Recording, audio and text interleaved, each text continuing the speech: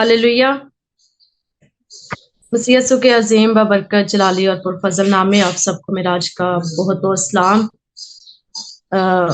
आज की सुबह आपको मुबारक हो और मैं शुक्रगुजार हूँ आज के खूबसूरत और बबरकत कलाम के लिए और आज के खूबसूरत प्रोग्राम के लिए भी शुक्रगुजार हूँ, जिसमें हम आप सबके लिए हर रोज की तरह हर वीकेंड पे हम आपके लिए एक खूबसूरत और मालूमाती मजमून लेकर आते हैं, जिसमें हम इल्म इलाही के जरिया से डॉक्टर साहब के जरिया से हम कलाम मुकद्दस के गहरे मुकाशफात को वेदों को जानते हैं, सीखते हैं। तो हमेशा की तरह हमारे साथ जो आज के गेस्ट स्पीकर हैं वो भी हमारे साथ ज्वाइन हो चुके हैं, doctor Rashid Gill from Canada.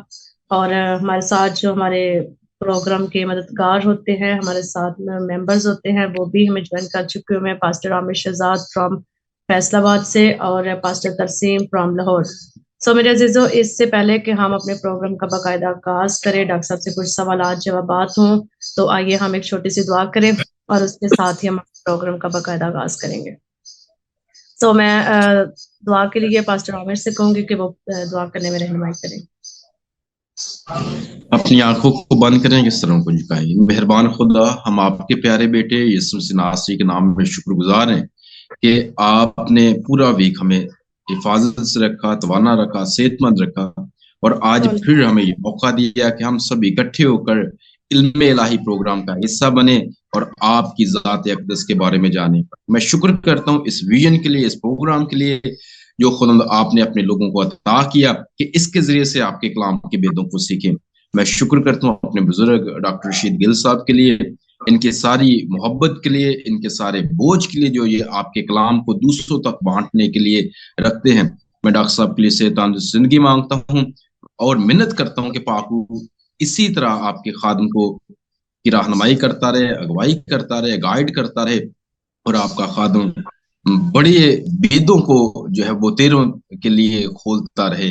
मिन्नत करता हूँ कि पाक के रहनुमाई में आज डॉक्टर साहब सारे प्रोग्राम में खुदावंद बेहतरीन तरीके से प्रोग्राम के सारे जो है वो सवाल जवाब का सिलसिला है ये ऐसे तरीके से पाया तकमील तक पहुंचे और हम सब और जितने इसको लाइव और रिकॉर्डेड सुने सारे बरकत पाएं। सारी प्रॉब्लम्स को मसीह के नाम से बांधते हैं। इलेक्ट्रिसिटी की प्रॉब्लम, इंटरनेट की प्रॉब्लम, सारी प्रॉब्लम्स मसीह के नाम से जाती रहें ताकि आज का प्रोग्राम बड़ा बरकत ठहरे और वो तेरे इस प्रोग्राम के वसीला से बरकत पाएं मसीह के पाक नाम में। आमीन आमीन आमीन। God bless you pastor Aamir जी, खुदावंद आपको भी बहुत बरकत दे। सो मेरे अजीजों, हम अपनी अपनी बाइबल को ओपन करेंगे और आज की खूबसूरत तलावत करेंगे ताकि उसमें से हम डॉक्टर साहब के साथ कुछ सवालात भी उनसे पूछ सके। तो मैं चाहूंगी कि जैसे हमारी स्टडी यूहन्ना की अंजील शुरू हुई है, तो उसका आज तीसरा बाब है और जो क्लास हमारी है, जो सबक है हमारा, जो प्रोग्राम हमारा चल रहा है वो सबक नंबर 6 है। तो मैं चाहूंगी कि हम यूहन्ना की अंजील उसका तीसरा बाब उसकी 1 से लेकर 18 आयत तक मुकद्दस में से पढ़ें पास्टर आमिर के साथ मिलकर। यूहन्ना की अंजील उसका तीसरा बाब उसकी 1 से लेकर 18 तक। पास्टर आमिर जी पढ़ने में रहना। जी, खुदा के कलाम में यूं लिखा है, फरीसियों में से एक शख्स निकोदेमस नाम यहूदियों का एक सरदार था। उसने रात को यीशु के पास आकर उससे कहा, ए रब्बी, हम जानते हैं कि तू खुदा की तरफ से उस्ताद होकर आया है, क्योंकि जो मौजज़े तू दिखाता है कोई शख्स नहीं दिखा सकता जब तक खुदा उसके साथ ना हो। यीशु ने जवाब में उससे कहा, मैं तुझसे सच कहता हूं कि जब तक कोई नए सिरे से पैदा ना हो वो खुदा की बादशाही को देख नहीं सकता। निकोदेमस ने उससे कहा, क्या आदमी जब बूढ़ा हो गया तो क्यों कर पैदा हो सकता है? क्या वो दोबारा अपनी माँ के पेट में दाखिल होकर पैदा हो सकता है? यीशु ने जवाब दिया कि मैं तुझसे सच कहता हूँ कि जब तक कोई आदमी पानी और रूह से पैदा ना हो वो खुदा की बादशाही में दाखिल नहीं हो सकता। जो जिस्म से पैदा हुआ है जिस्म है और जो रूह से पैदा हुआ है रूह है। तज्जुब ना कर कि मैंने तुझसे कहा कि तुम्हें नए सिरे से पैदा होना जरूर है। हवा जिधर चाहती है चलती है और तू उसकी आवाज सुनता है मगर नहीं जानता कि वो कहाँ से आती है और कहाँ को जाती है। जो कोई रूह से पैदा हुआ ऐसा ही है। निकोदिमस ने जवाब में उससे कहा, ये बातें क्यों कर हो सकती हैं? यीशु ने जवाब में उससे कहा, बनी इसराइल का उस्ताद होकर क्या तू इन बातों को नहीं जानता? मैं जी मैं तुझसे सच कहता हूँ कि जो हम जानते हैं वो कहते हैं, और जिसे हमने देखा है उसकी गवाही देते हैं, और तुम हमारी गवाही कबूल नहीं करते। जब मैंने तुमसे जमीन की बातें कही और तुमने यकीन नहीं किया, तो अगर मैं तुमसे आसमान की बातें कहूं तो क्यों कर यकीन करोगे? और आसमान पर कोई नहीं चढ़ा सिवा उसके जो आसमान से उतरा, यानी इब्ने आदम, जो आसमान में से है। और जिस तरह मूसा ने शाम को बियाबान में ऊंचे पर चढ़ाया, उसी तरह जरूर है कि इब्ने आदम भी ऊंचे पर चढ़ाया जाए, ताकि जो कोई ईमान लाए उसमें हमेशा की जिंदगी पाए। क्योंकि खुदा ने दुनिया से ऐसी मोहब्बत रखी कि उसने अपना इकलौता बेटा बख्श दिया, ताकि जो कोई इस पर ईमान लाए हलाक ना हो बल्कि हमेशा की जिंदगी पाए। क्योंकि खुदा ने बेटे को दुनिया में इसलिए नहीं भेजा कि दुनिया पर सजा का हुक्म करे, बल्कि इसलिए कि दुनिया उसके वसीला से निजात पाए। जो उस पर ईमान लाता है उस पर सजा का हुक्म नहीं होता, जो उस पर ईमान नहीं लाता उस पर सजा का हुक्म हो चुका, इसलिए कि वो खुदा के इकलौते बेटे के नाम पर ईमान नहीं लाया। कलाम मुकद्दस का पढ़ना और सुनना, समझना, कबूल करना और दूसरों तक पहुंचाना हम सबों के लिए बरकत का बायस ठहरे, मसीह के नाम में आमीन। आमीन। खुदा का शुक्र। गॉड ब्लेस यू पास्टर, खुदा आपको बहुत बरकत दे। सो आइए मेरे अजीजों, जितने मुझे देख रहे हैं, जितने मुझे सुन रहे हैं, शलूक टीवी के जरिया से, यूट्यूब के जरिया से, फेसबुक के जरिया से हमें देख रहे हैं, तो मैं उन सबको इल्मे इलाही प्रोग्राम में वेलकम और खुश आमदीद कहती हूँ। सो अब सीखने और समझने की बात है, तो आइए मैं चाहूंगी कि हमारे साथ जो आज के guest speaker doctor Rashid Gill from Canada से, उनको वेलकम और खुश आमदीद कहती हूँ इल्मे इलाही प्रोग्राम में।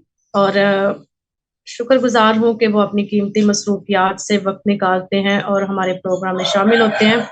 सो डॉक्टर साहब, आपको वेलकम करती हूँ, खुदावंद आपको बरकत दे। और सबसे पहला मेरा एक क्वेश्चन होगा आपसे, जो आज हमने यूहन्ना की इंजील उसका 3रा बाब उसकी 1 से 18 तक की तिलावत की है, तो उसमें से मैं आपसे पूछना चाहूंगी कि निकोदिमस जो शख्स था, वो यीशु से रात को मिलने आता था। हालांकि वो जानता था कि यीशु उस्ताद है, लेकिन फिर भी उसमें एक चीज की नुमाया कमी हमें नजर आती है, और वो आप हमें बताएं कि वो नुमाया कमी कौन सी है, वो क्या है, इसकी थोड़ी वजाहत कर दें।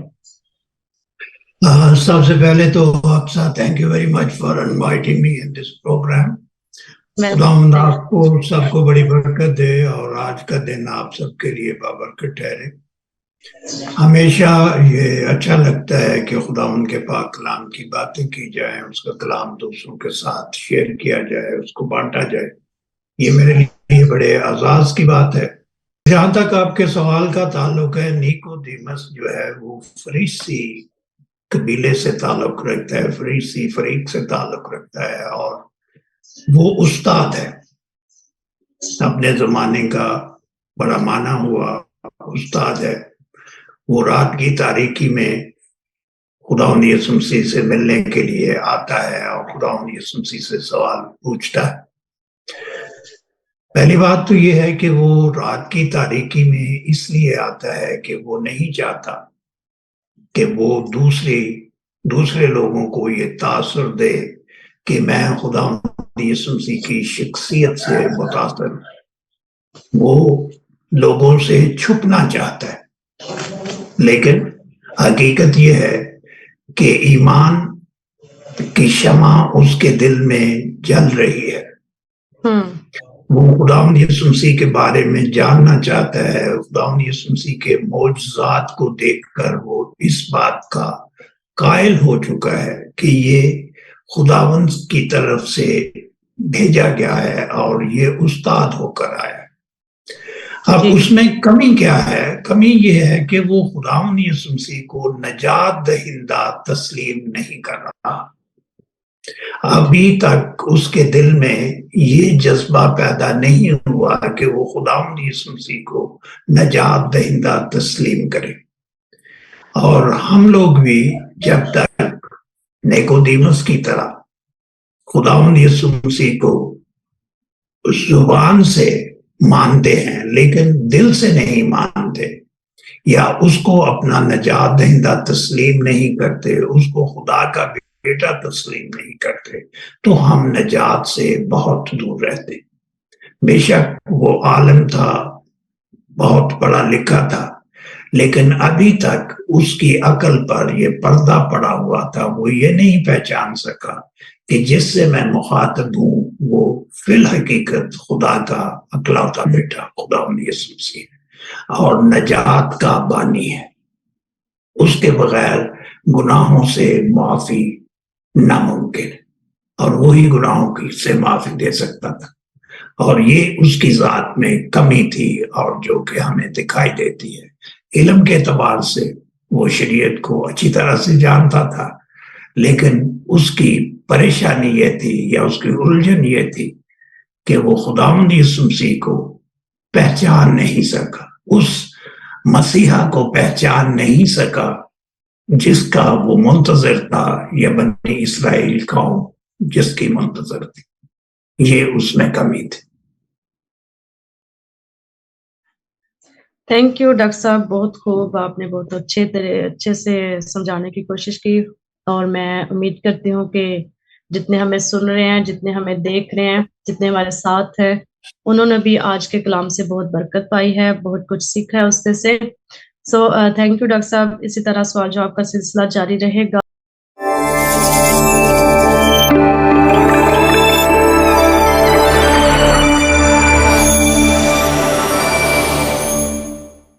और हमारे साथ पास्टर आमिर हैं। मैं चाहूंगी कि अगर वो भी उनसे कोई बात करना चाहते हैं, कोई क्वेश्चन पूछना चाहते हैं, तो जरूर उनके पास मौका है कि वो पूछ सकते हैं।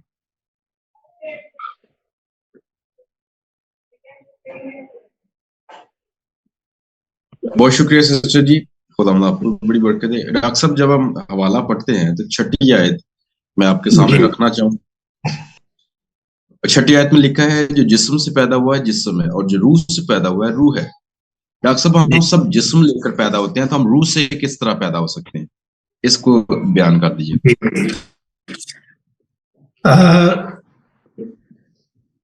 खुदावंद यीशु मसीह ने निकोदेमुस को जवाब दिया था कि जो जिस्म से पैदा हुआ वो जिस्म है, और जो रूह से पैदा हुआ है वो रूह है। अब इत्तेफाक ये है कि हम सभी लोग जब पैदा होते हैं, अपनी माँ की कोख से जन्म लेते हैं, तो हमारा एक जिस्म होता है, और हम आम इंसान की तरह जिंदगी जीते हैं। तो उसको हम ये कह सकते हैं कि ये हमारा जिस्मानी जन्म है। जिस तरह एक तरीका है, जिस तरह मामूल के मुताबिक लोग जन्म लेते हैं, बच्चे जन्म लेते हैं, हम सब जन्म लेते हैं, लेकिन उसका हरगज ये मतलब नहीं होता कि हम जिस्मानी तौर पर जिस जन्म लेकर खुदावंद यीशु मसीह को अपना नजात दहिंदा तस्लीम करते। जब हम खुदावंद यीशु मसीह को अपना नजात दहिंदा तस्लीम करते हैं, तो उस वक्त हमारा रूह में एक नया जन्म होता है। अब इसकी मिसाल ये है कि इस दुनिया में बहुत सारे लोग हैं जो दूसरे ममालिक से ताल्लुक रखते हैं, उनके अकायद मुख्तलिफ हैं। कुछ लोग जो हैं वो सिरे से खुदा ही को नहीं मानते, लेकिन उन्होंने आपकी तरह और मेरी तरह जन्म लिया है, तो वो बिल्कुल जिस्मानी है। उनका जिस्म जो है, उनका जो जन्म है वो जिस्मानी है। एक प्रोसेस के तहत जो खुदा उनका एक निज़ाम है उसके मुताबिक वो पैदा हुए, लेकिन उन्होंने खुदा के अकलौते बेटे को अपना नजात दहिंदा तस्लीम नहीं किया। और जब वो नजात दहिंदा को अपना शख्सी नजात दहिंदा मान लेते हैं, खुदा के अकलौते बेटे को, खुदावंद यीशु मसीह को अपना नजात दहिंदा तस्लीम कर लेते हैं, तो हमारे गुनाह जो है ना सिर्फ माफ हो जाते हैं, बल्कि बाप के साथ हमारा एक मेल हो जाता है। دوبارہ سے ہماری اس سے رفاقت قائم ہو جاتی ہے. اور یہ میں اشارتاً بغیر وضاحت یہ بتانا چاہتا ہوں کہ آپ کو پتہ ہے کہ آدم کے گناہ کی وجہ سے جو خدا کے ساتھ آدم اور انسان کی یا آدم اور خدا کی رفاقت تھی وہ ٹوٹ چکی تھی. لیکن جب ہم خداوند یسوع مسیح کو اپنا نجات دہندہ تسلیم کرتے ہیں، اس کے خون کو اپنے اوپر لے لیتے ہیں، تو پھر باپ جو ہے وہ ہمارے گناہوں کو معاف کر دیتا ہے اور وہ اپنے آپ سے ہمارا میل کر لیتا ہے، جس سے ہمارا روح میں ایک نیا جنم ہوتا ہے. پھر ہم مسیح کے لیے جیتے ہیں، خدا کے لیے جیتے ہیں، جسم کے لیے یا دنیاوی خواہشات کے لیے نہیں جیتے. تو اس لیے وہ ہمارا ایک نیا جنم ہوتا ہے، جسے ہم بورن اگین بھی کہتے ہیں، نئے سرے سے جنم بھی اس کو کہتے ہیں. تو دراصل اس طرح ہمارا ایک نیا سلسلہ شروع ہو جاتا ہے، زندگی کا ایک نیا ڈسپلن شروع ہو جاتا ہے. تو یہ ایک چیز ہے جس سے ہم یہ سیکھتے ہیں کہ جو مسیح کو قبول کر لیتے ہیں وہ ایک نئی زندگی میں داخل ہو جاتے ہیں، خدا کے ساتھ ان کا ایک نیا تعلق شروع ہو جاتا ہے. تو وہ جو روحانی زندگی ہے اس سے جب ہم وابستہ ہو جاتے ہیں تو پھر ہم اس جسم کے لیے نہیں رہتے بلکہ ہم روح میں جیتے ہیں. اور روح میں جب جیتے ہیں تو پھر ہمیں دنیاوی چیزوں کی فکر نہیں رہتی. ہم خدا میں، اس کے کلام میں اور اس کے کاموں میں اور اس کے احکامات میں شادمانی محسوس کرتے. یہ اس کا مطلب ہے میری عقل کے مطابق. بہت شکریہ ڈاکٹر صاحب، بہت شکریہ سر. خدا ان کے فضل سے میں نے بہترین اور بہت کچھ سیکھا. خدا آپ کو اور بلیس کرے. آمین آمین آمین. تھینک یو ڈاکٹر صاحب. خدا آپ کو اور زیادہ برکت دیتا رہے. اور کچھ اور بھی ہم پوچھنا چاہیں گے کیونکہ کچھ اور ہمیں اس میں سے جاننا ہے آج کی تلاوت میں سے.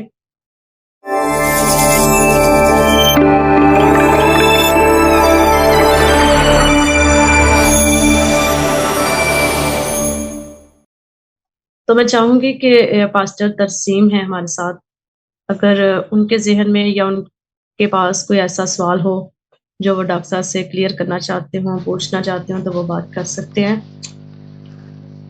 تو ڈاکٹر صاحب میں ابھی آپ سے یہ پوچھنا چاہ رہا ہوں، جیسے ہم تیسری آیت میں پڑھتے ہیں کہ یسوع نے جواب میں اس سے کہا، میں تجھ سے سچ کہتا ہوں کہ جب تک کوئی نئے سرے سے پیدا نہ ہو وہ خدا کی بادشاہی کو دیکھ نہیں سکتا. تو میں آپ سے یہ پوچھنا چاہتا ہوں کہ یسوع مسیح کا یہ جو فرمان ہے نئے سرے سے پیدا ہونے کے تعلق سے، اس پر تھوڑی روشنی ڈالیے گا تاکہ ہم اس کو بہتر طور پر سمجھ سکیں. یس. یہ کہ نئے سرے سے پیدا ہونے کا جہاں تک تعلق ہے، وہ جیسا خداوند یسوع مسیح نے بیان کیا ہے، اس کا ہرگز مطلب یہ نہیں کہ ہم ماں کے پیٹ میں دوبارہ جائیں اور پھر پیدا ہوں. یہ ہرگز مطلب نہیں. یہ اپنا نیکودیمس بھی انسانوں کی نمائندگی کرتے ہوئے اس بات کو غلط سمجھا تھا، اور خداوند یسوع مسیح سے اس نے یہ سوال کیا تھا کہ یہ کیسے ممکن ہو سکتا ہے کہ ہم ماں کے پیٹ میں جائیں اور پھر ہمارا جنم. اس کو اگر دنیاوی طور پہ دیکھا جائے تو خداوند یسوع مسیح کا ہرگز یہ مطلب نہیں تھا. جب ہم نئے سرے سے پیدا ہونے کی بات کرتے ہیں تو اس کا مطلب ہے کہ روح میں ہمارا نیا جنم ہوتا ہے. میں نے پہلے سوال میں اس کو تھوڑا سا ایکسپلین کرنے کی کوشش کی تھی، اس کو میں پھر دوہراؤں گا کہ نجات حاصل کرنے کے لیے، گناہوں سے معافی اور خلاصی حاصل کرنے کے لیے اور آسمانی باپ سے ملاپ کرنے کے لیے خداوند یسوع مسیح کو جو کہ خدا باپ کا اکلوتا بیٹا ہے، اس کو شخصی طور پہ نجات دہندہ تسلیم کرنا بہت ضروری ہے۔ جب تک ہم اس کو اپنا نجات دہندہ تسلیم نہیں کرتے، ہمارا روح میں نیا جنم نہیں ہو سکتا۔ اور اس کے لیے سب سے بڑی بات یہ ہے کہ ہمیں اپنے گناہوں کا اقرار کرنا ہے۔ جب ہم اپنے گناہوں کا اقرار کرتے ہیں اور خداوند یسوع مسیح کو اپنا نجات دہندہ تسلیم کرتے ہیں، تو باپ آسمانی ہم پر رحم کرتا ہے اور وہ ہم سے ٹوٹی ہوئی رفاقت کو پھر سے بحال کر لیتا ہے۔ پھر ہمارا اس سے ایک رشتہ قائم ہو جاتا ہے، جیسے باپ اور بیٹے اور بیٹیوں کا ہوتا ہے۔ یہ جو نیا جنم ہوتا ہے، یہ جسمانی نہیں ہوتا بلکہ روح میں ہوتا ہے۔ اور جب ہم روح میں خداوند کے ساتھ اپنا ایک رشتہ قائم کر لیتے ہیں، تو پھر ہمیں کسی چیز کی پرواہ نہیں رہتی۔ ہم اپنے لیے یا جسمانی خواہشات کے لیے زندہ نہیں رہتے، بلکہ ہم خدا کے لیے زندہ رہتے ہیں۔ اور جب ہم اس کے ساتھ ایک تعلق قائم کر لیتے ہیں، تو ہمیں دنیا کی کسی چیز کی ضرورت نہیں رہتی۔ وہ تمام احتیاجوں کو، تمام ضرورتوں کو، تمام پریشانیوں کا وہ مداوع کرتا ہے، ضرورتوں کو پورا کرتا ہے، اور ہماری زندگی جو ہے اس میں پرسکون زندگی گزرتی ہے۔ یہ ہے ایک نئے سرے سے پیدا ہونے کا کانسیپٹ۔ اس کا ہرگز مطلب یہ نہیں نیکودیمس کی طرح کہ ہمیں وہاں کی پیٹ پہ دوبارہ جانا ہے اور پھر جنم لینا ہے۔ جنم سے مطلب یہ ہے کہ جب ہم خداوند یسوع مسیح کو اپنا نجات دہندہ تسلیم کرتے ہیں، اپنے گناہوں کا اقرار کرتے ہیں اور اس کو اپنا شخصی نجات دہندہ تسلیم کرتے ہیں، تو روح میں ہمارا ایک نیا جنم ہوتا ہے، جس کو کہتے ہیں بورن اگین۔ اور جب ہم روح میں پیدا ہوتے ہیں، تو پھر ہمیں خداوند کی طرف سے بہت ساری نعمتیں ملتی ہیں۔ ہم غیر زبان میں بھی بات کرتے ہیں، پھر ہمیں حکمت اور علم بھی ملتا ہے، ہم اچھے منتظمین بھی بنتے ہیں، پھر اچھے خدمت گزار بھی بنتے ہیں۔ خداوند پھر پاسبانی کا شرف بھی دیتا ہے، اور بہت ساری دوسری نعمتیں جو ہیں وہ ہمیں انعام میں ملتی ہیں، اور یہ جسمانی ہوتے ہوئے ہمیں حاصل نہیں ہو سکتے۔ بے شک ہمارے پاس روپیہ پیسہ یا یہ دنیا کی دولت نہیں ہوتی، لیکن ہمارے پاس ایک ایسی لازوال دولت ہوتی ہے کہ خداوند کی ذات ہمارے ساتھ ہوتی ہے، اس کا کلام ہمارے ساتھ ہوتا ہے، اور اس کا کلام جو ہے دودھاری تلوار ہے۔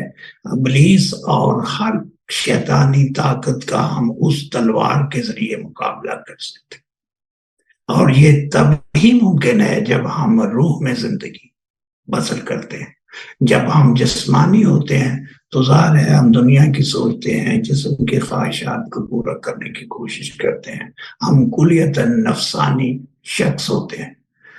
تو ان دونوں کا تضاد اور ان کا فرق پڑھنے کے لیے میں چاہوں گا کہ اگر آپ یہ غلطیوں کا خط اس کا 5 باب اور اس کی 22 سے 24 آیت پڑھ سکتے ہیں تو بہت اچھا رہے گا۔ ایک اور حوالہ ہے، وہ بھی غلطیوں 5واں باب اور اس کی 16 اور 21 آیت، لیکن وقت کی کمی کے باعث اگر ایک ہی حوالہ پڑھ لیا جائے، پہلے والا حوالہ، تو اس میں جسم اور روح کے درمیان جو فرق ہے، پولس رسول اس کی وضاحت کرتا ہے کہ وہ لوگ جو روح میں زندہ رہتے ہیں وہ کیسے ہوتے ہیں، اور وہ لوگ جو نفسانی خواہشات کی پیروی کرتے ہیں ان کا رد عمل کیا ہوتا ہے، ان کی زندگی کیا ہوتی ہے۔ تو یہ اپنا پادری صاحب اگر آپ کے پاس بائبل ہے تو آپ پلیز اس حوالے کو ضرور پڑھیں۔ غلطیوں کا خط 5واں باب اس کی 19ویں آیت سے سر پڑھنا شروع کریں. نہیں جی، 22 سے لے کر 24 آیت تک. جی. مگر روح کا پھل محبت، خوشی، اطمینان، تحمل، مہربانی، نیکی، ایمانداری، حلم، پرہیزگاری ہے. ایسے کاموں کی کوئی شریعت مخالف نہیں. اور جو مسیح یسوع کے ہیں انہوں نے جسم کو اس کی رغبتوں اور خواہشوں سمیت صلیب پر کھینچ دیا ہے.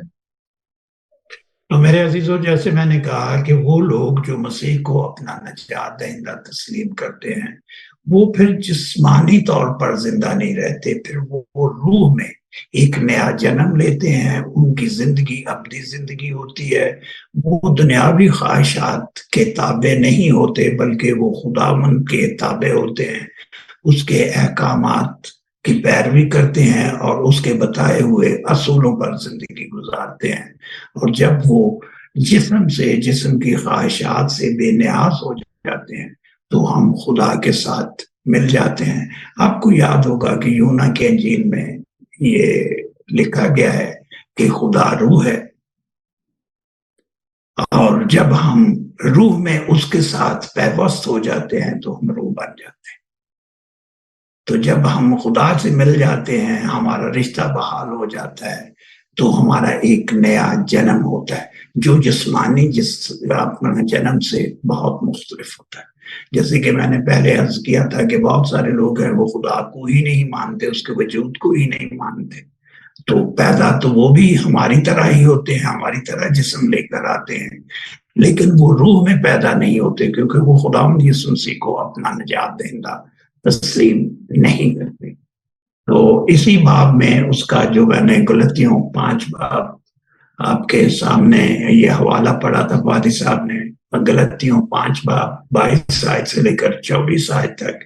میں ایک دفعہ پھر گزارش کروں گا کہ اسی باب کی 16 سے لے کر 21 آیت پڑھ دیں تو اس میں زیادہ فرق جو ہے وہ واضح ہو جائے گا. جی ڈاکٹر صاحب، خدا ان کے کلام میں یوں لکھا ہے، مگر میں یہ کہتا ہوں کہ روح کے موافق چلو تو جسم کی خواہش کو ہرگز پورا نہ کرو گے، کیونکہ جسم روح کے خلاف خواہش کرتا ہے اور روح جسم کے خلاف، اور یہ ایک دوسرے کے مخالف ہیں تاکہ جو تم چاہتے ہو وہ نہ کرو. اور اگر تم روح کی ہدایت سے چلتے ہو تو شریعت کے ماتحت نہیں رہے. اب جسم کے کام تو ظاہری ہیں، یعنی حرام کاری، ناپاکی، شہوت پرستی، بت پرستی، جادوگری، عداوتیں، جھگڑا، حسد اور غصہ، تفرقے، جدائیاں، بدعتیں، بغض، نشہ بازی، ناچ رنگ اور ان کی مانند. ان کی بابت تمہیں پہلے سے کہہ دیتا ہوں، جیسا کہ پیشتر جتا چکا ہوں کہ ایسے کام کرنے والے خدا کی بادشاہی کے وارث نہ ہوں گے. تو میرے عزیزو، یہاں ہم نے دیکھا کہ جو پادری صاحب نے خدا ان کے پاک کلام میں سے پڑھا کہ ایک جسمانی جو آدمی ہے اس میں یہ تمام قسم کی برائیاں جو ہے موجود ہوتی ہیں، لیکن روحانی آدمی گناہ کرنے کا سوچ بھی نہیں سکتا.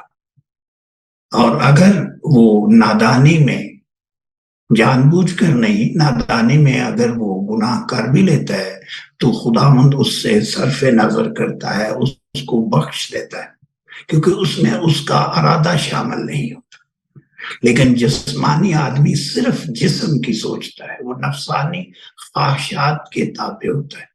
لیکن روح میں جو ہے وہ شخص نہ صرف شریعت کے قوانین سے آزاد ہوتا ہے بلکہ وہ ان خواہشات کے چنگل سے بھی آزاد ہوتا ہے. وہ روح کی سنتا ہے.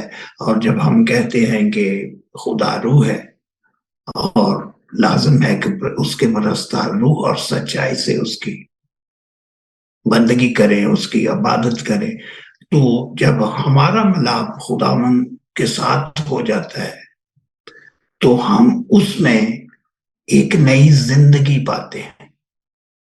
ہماری ایک نئی زندگی کی شروعات ہوتی ہے. ہمیں ایک نیا ڈسپلن ملتا ہے، اور جب ہم اس کے تحت زندگی گزارتے ہیں تو میرے عزیزو ہمیں کسی چیز کی کمی نہیں رہتی.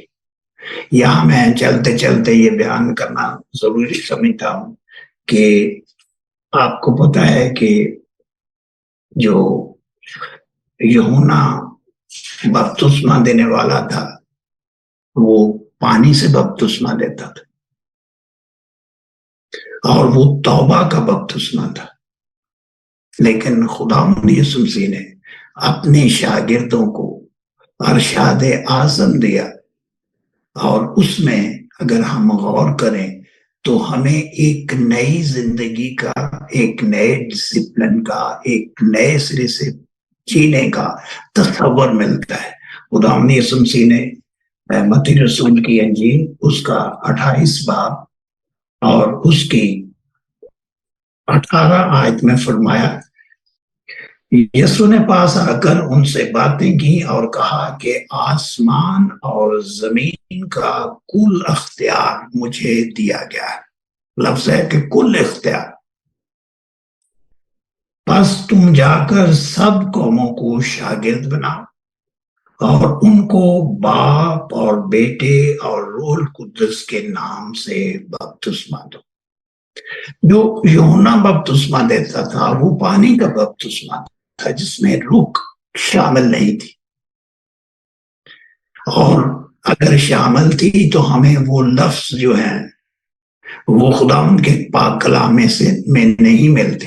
ہم یہ اندازہ کر سکتے ہیں کہ وہ پانی سے جو بپتسمہ دیتا ہوگا وہ گناہوں کی معافی کا بپتسمہ دیتا ہوگا، لیکن یہاں خداوند یسوع مسیح نے جو باقاعدہ طور پر بپتسمہ دینے کی رسم ہے اس کا نہ صرف آغاز کیا بلکہ ان کو واضح الفاظ میں بتایا، اور یہ 3 جو اراکین ہیں جو تثلیث کے لیے بہت ضروری ہے، اور مسیحی ایمان کی بنیاد ہی تثلیث ہے، باپ، بیٹا اور پاک روح۔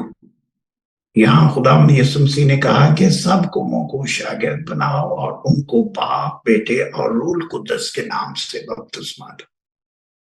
یہ ایک واضح فرق ہے جس میں خداوند یسوع مسیح کی ذات جو ہے اس کو واضح طور پر مینشن کیا گیا ہے، اس کا ذکر کیا گیا ہے پرانے عہد نامے میں۔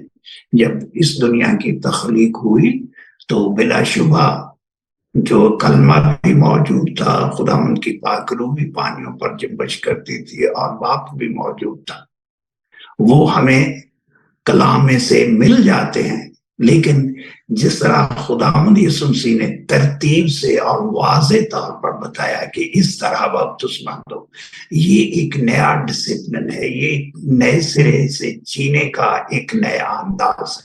جب ہم یہ اپناتے ہیں تو پھر ہم جسم کے نہیں رہتے بلکہ ہم روح میں خدا کے ساتھ پیوست ہو جاتے ہیں، اس میں ایک نئی زندگی گزارتے ہیں۔ یہ میرے نزدیک اس کا مطلب ہے۔ جی ونڈرفل، تھینک یو سر، خداوند آپ کو بڑی برکت دے، اور بڑے صاف اور واضح انداز میں اس کو آپ نے سمجھایا، آپ کا بہت بہت شکریہ۔ اور اسی کے حوالے سے ہم بائبل مقدس پہ اگر غور کرتے ہیں، بہت ساری ایسی شخصیات ملتی ہیں جنہوں نے جب یسوع مسیح کو اپنا لیا تو ان کی زندگی میں ایک بڑی تبدیلی، جس کی واضح مثال ہمیں پولوس جو نظر آتی ہے، جو کہ پہلے ساؤل تھا، اور جب اس نے مسیح یسوع کو اپنا لیا اور نئی پیدائش ہونے کے بعد اس کی زندگی میں ایک بڑی تبدیلی ہمیں نظر آتی ہے۔ اور ڈاکٹر صاحب، میں آپ سے ایک اور سوال پوچھنا چاہتا ہوں۔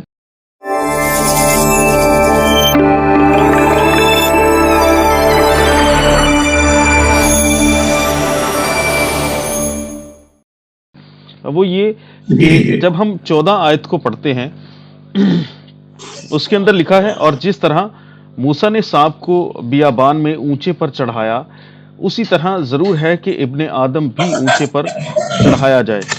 تو ڈاکٹر صاحب، میں آپ سے یہ سوال کرنا چاہتا ہوں کہ یہ اونچے پر چڑھایا جانے کا جو مقصد ہے، اس کے پیچھے کون سا بھید چھپا ہے جو مصنف جو ہیں وہ واضح کرنا چاہتے ہیں؟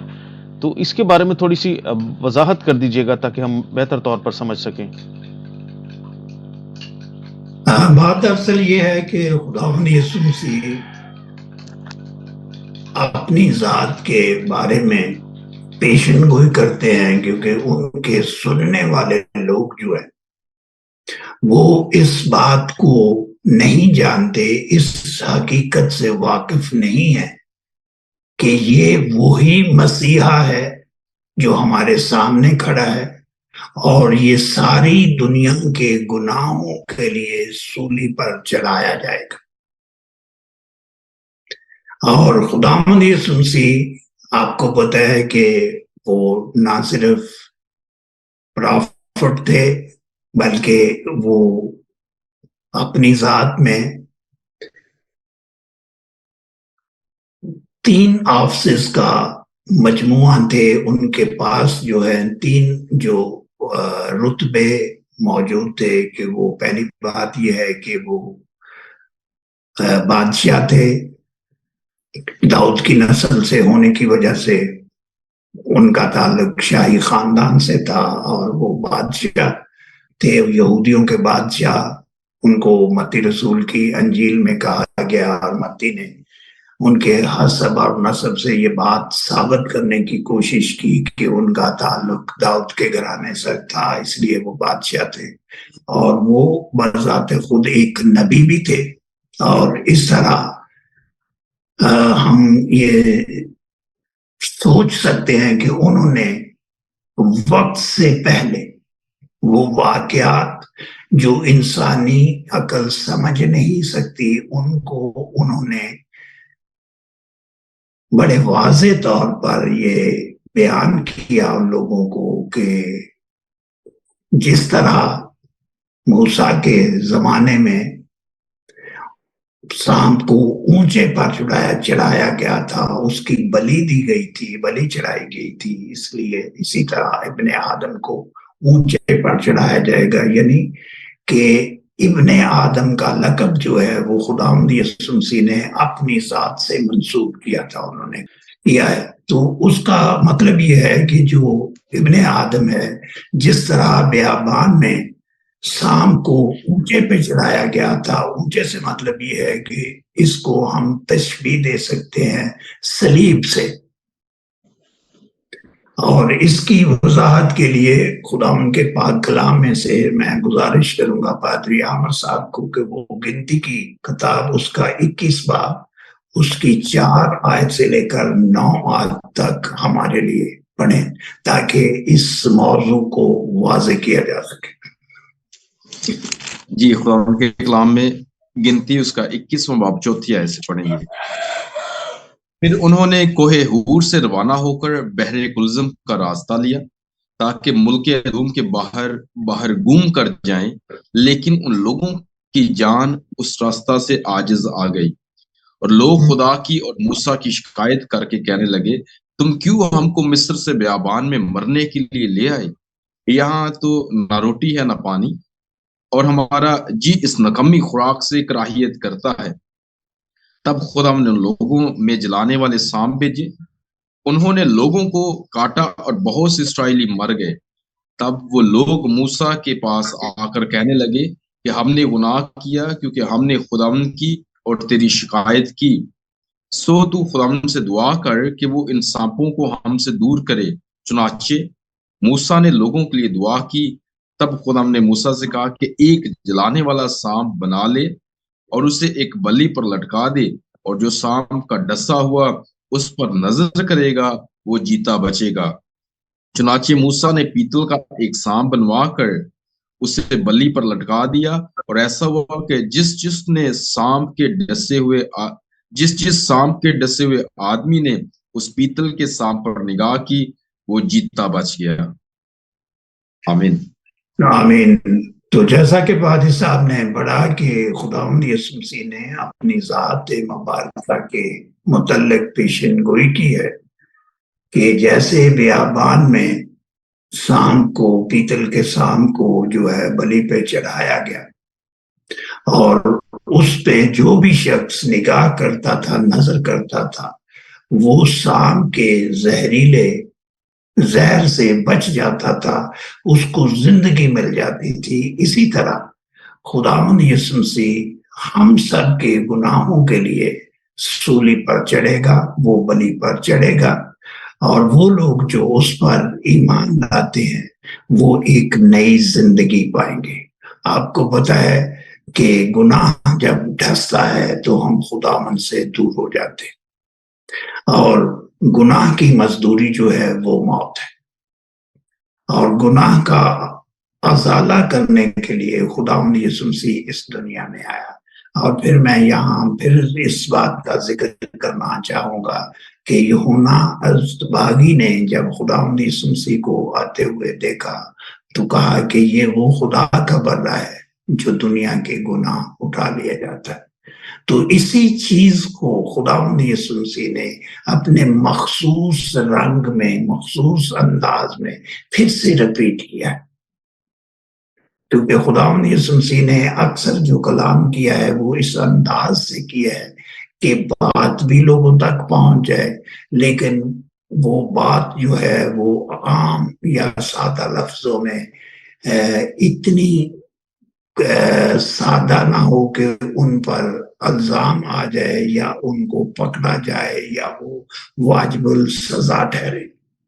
تو خداوند نے ایسا انداز اپنایا کہ جو سمجھنے والے لوگ تھے وہ سمجھ جاتے تھے، اور بعض اوقات جو شاگرد تھے، بلکہ اکثر شاگرد جو تھے، وہ بات کو نہیں سمجھتے، اور خداوند یسوع مسیح ان کو علیحدہ سمجھاتے تھے کہ میری بات کا کیا مقصد ہے۔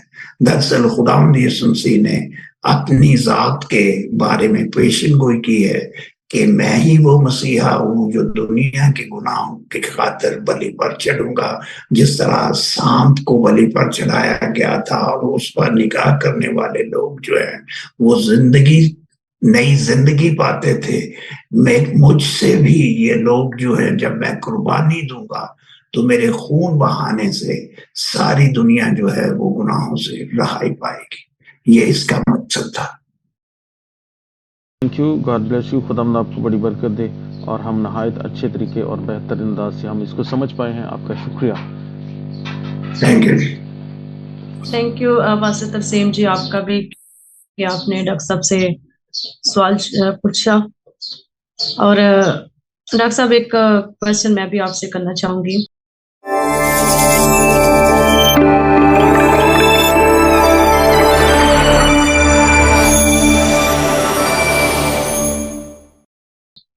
جی جی، جیسا کہ ہم نے پڑھا ہے بائبل مقدس میں بھی کہ خدا نے دنیا سے ایسی محبت رکھی، یہ آیت ہم نے پڑھی ہے ابھی، تو میں اس میں پوچھنا چاہوں گی کہ کیا وہ اب بھی ہم سے وہی پیار کرتا ہے، وہی محبت کرتا ہے؟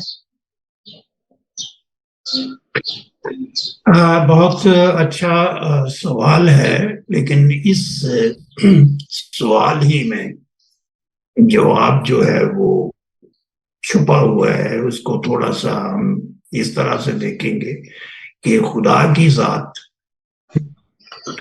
کا اگر ہم بغور مطالعہ کریں تو خدا کی ذات جو ہے یا اس کے بیٹی کی ذات یا پاک روح ہے، یہ تینوں اراکین تثلیث کے اراکین ہیں، یہ وقت کی قید میں نہیں ہے۔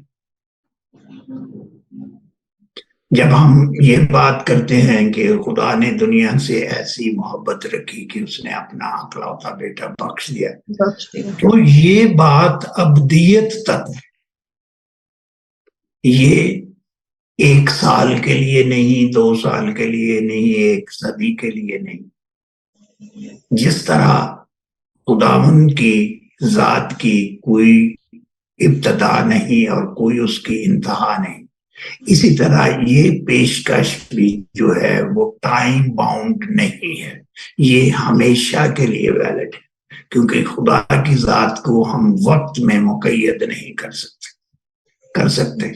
اس لیے اس کی پیشکش جو ہے وہ آج تک بھی اسی طرح موجود ہے جیسے پہلے دن تھی، کہ کوئی شخص بھی جو خداوند یسوع مسیح کو اپنا نجات دہندہ تسلیم کرتا ہے، خداوند اس کے ساتھ میل جول کر لیتا ہے، اس کو اپنا بیٹا یا بیٹی بنا لیتا ہے، اور اس کو دنیا میں کسی چیز کی کمی نہیں رہتی۔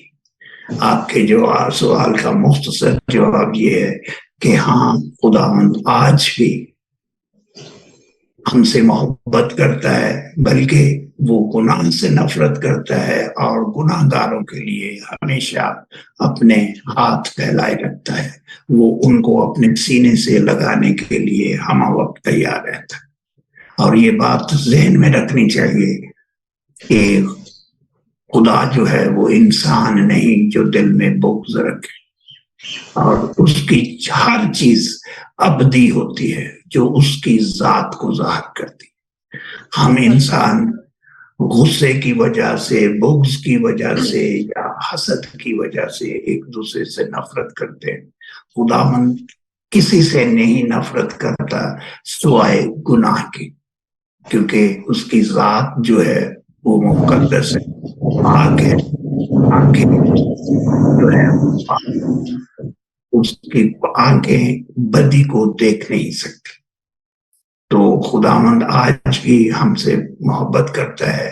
وہ گناہ گاروں کو اپنے سینے سے لگانے کے لیے آج بھی دیکھ رہا. ہاللیلویا. بے شک. تھینک یو ڈاکٹر صاحب، بہت خوب آپ نے بیان کیا. اور ڈاکٹر صاحب آپ نے جیسے بتایا کہ خدا جو ہے وہ گناہ سے نفرت کرتا ہے لیکن گناہگار سے نہیں کرتا. جی جی، تو میں گناہگار نے سے پیار کرتا ہے. جی میں آپ سے پوچھنا چاہوں گی کہ جو یسوع مسیح پر ایمان لاتے ہیں یا لا چکے ہیں، کیا ان کو بھی سزا ملے گی یا ان کے لیے بھی سزا کا حکم ہے؟ اس کی تھوڑی وضاحت کر دیں. جی، اس میں دو چیزیں جو ہیں وہ واضح کرنا چاہتا ہوں کہ خداوند یسوع مسیح نے ہمارے گناہوں کی سزا صلیب پر اٹھا لی ہے. اس نے ہمیں گناہوں سے آزاد کر دیا ہے. اب وہ جو گناہ موروثی گناہ تھے وہ سارے ختم ہو گئے. جب آدم کی وجہ سے ہم نے گناہ سرایت کر چکا تھا، وہ خداوند یسوع مسیح کے قربانی دینے سے معاف ہو گئے. اب وہ خطا ہیں جو ہم نادانی سے کرتے ہیں یا ارادتاً کرتے ہیں، یہ ہمارے پاس اب بھی چائس ہے، کیونکہ ہم روز ہی زندگی جیتے ہیں اور روز ہی ایک نئی آزمائش کا سامنا کرتے ہیں. تو جو گناہ ہم نادانی کی وجہ سے کرتے ہیں یا ہم ان پر واویلا کرتے ہیں، ان کی معافی مانگتے ہیں، تو خدا ان کو معاف کر دیتا ہے. وہ اس لیے معاف کر دیتا ہے کہ وہ اپنے بیٹے کے پاک خون کو جو اس نے ہمارے لیے صلیب پر بہایا اس کو دیکھتا ہے. وہ یہ دیکھتا ہے کہ اس کے گناہوں کی معافی جو ہے یا اس کے گناہوں کا فدیہ خون سے دیا جا چکا ہے. تو وہ لوگ جو خداوند یسوع مسیح پر ایمان رکھتے ہیں، اگر ان سے گناہ سرزد بھی ہو جاتا ہے تو خداوند جو آسمان پر ہے اس کو درگزر کرتا ہے، برداشت کرتا ہے اور اس کو بھول جاتا ہے، کیونکہ اس کے بیٹے نے ہم سب کی قربانی جو ہے وہ دے دی ہے، بشرطے کہ ہم اپنے ایمان کو خداوند یسوع مسیح پر رکھیں. یہ ایک فضل کی شکل ہے، لیکن فضل کا ہرگز یہ مطلب نہیں کہ ہم گناہ کرتے ہی جائیں. ہمیں خداوند یسوع مسیح کو بار بار صلیب پر بھی نہیں چڑھانا، یہ بھی ذہن میں رکھنا چاہیے.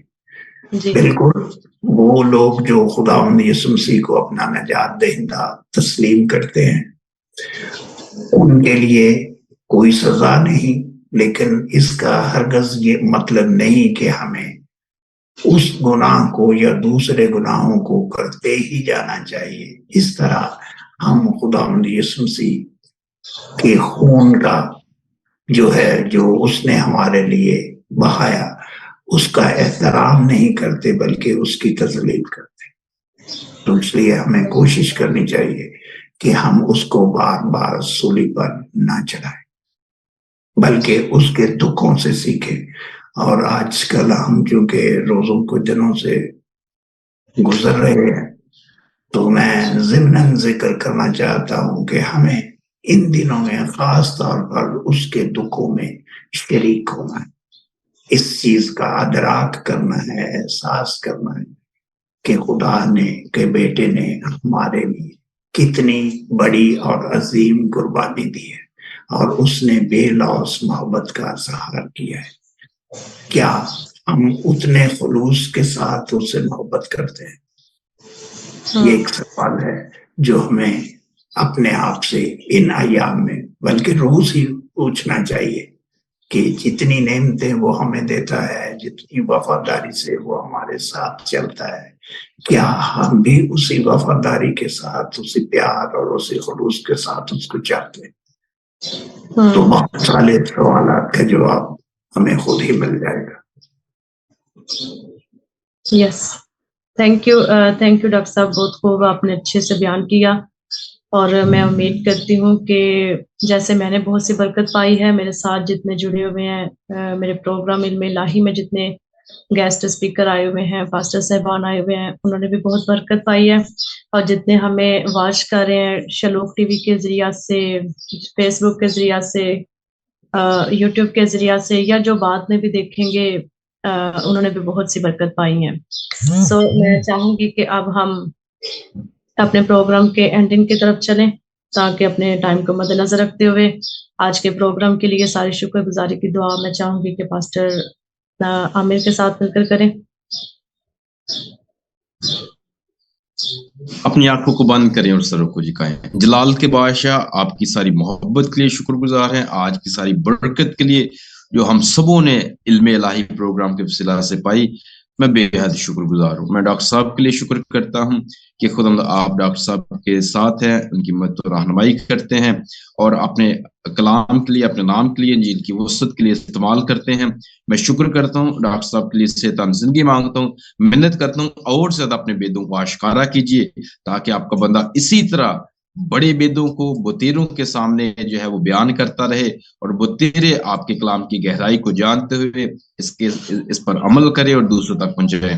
میں صرف رقص منور کے لیے شکر کرتا، بڑی برکت چاہتا ہوں، آپ کی بندی کی محبت کے لیے جو آپ کے نام اور کلام کے لیے رکھتی ہیں، میں شکر کرتا ہوں، محنت کرتا ہوں، اور زیادہ اپنی بندی کو اپنے نام اور اپنے کلام میں بڑھائیے، اور زیادہ آپ کی بندی آپ کے ساتھ محبت کرے، پیوستہ رہے، اور ان کی زندگی بڑی بابرکت ٹھہرے۔ پادری ترسیم صاحب کے لیے بھی شکر کرتا ہوں، ان کی ساری خدمت کے لیے جو یہ اس پروگرام کے لیے کرتے ہیں، آپ کے نام کے ساتھ جڑے ہیں، محبت کرتے ہیں، ان کی ساری خدمت کے لیے بھی شکر کرتا، اور ان کی فیملی کے لیے، ان کی خدمت کے لیے شکر گزار ہوں، اور بڑی برکت کی دعا مانگتا ہوں۔ محنت کرتا ہوں جتنے بھی ہمارے بہنیں اور بھائی اس پروگرام کو دیکھ رہے ہیں یا بعد میں دیکھیں گے، ان سبوں کے لیے بڑی برکت کی دعا مانگتا ہوں۔ محنت کرتا ہوں، ہمارے روحانی آنکھوں کو کھولیے، ہمارے روحانی کانوں کو کھولیے، تاکہ آپ کے بیدوں کو پڑھتے ہوئے، سنتے ہوئے، سمجھتے رہیں، قبول کرتے رہیں، اس پر عمل کرتے رہیں، اور دوسروں تک پہنچاتے رہیں۔ محنت کرتا ہوں یہ پروگرام علم الہی وہ تیروں کے لیے آپ کے کلام کو سیکھنے اور اس پر عمل کرنے کا باعث ٹھہرے، مسیح کے پاک نام میں، آمین۔ آمین آمین آمین۔ تھینک یو آخر ڈاکٹر۔ میں آپ سب کا شکر گزار ہوں کہ آپ نے مجھے موقع فراہم کیا کہ میں خدا ان کے پاک کلام کو آپ سب کے ساتھ شیئر کر سکوں۔ کسی بھی غلطی کے لیے، سہو کے لیے میں آپ سب سے معافی کا طلبگار ہوں، لیکن اگر کوئی ایسا سوال ہو جو وضاحت طلب ہو تو آپ ضرور رابطہ کر سکتے ہیں۔ مجھے خوشی ہوگی کہ میں اپنی اہلیت کے مطابق اس کا جواب، اگر میں خود نہیں جانتا تو ڈھونڈ کر اس کا جواب پیش کر سکوں۔ خدا آپ سب کو بڑی برکت ہے، آمین۔ تھینک یو ڈاکٹر صاحب، آپ کے لیے بھی خداوند ہمیشہ ہی اپنا آسمان کھلا رکھے، کلام کے گہرے مکاشفات، گہری باتیں، کیونکہ کلام بہت گہرا ہے، اور اس کے لیے خداوند اور زیادہ آپ کو گہرائی میں لے کے جائے، سے تندرستی زندگی کی دعا دیتے ہیں آپ کو۔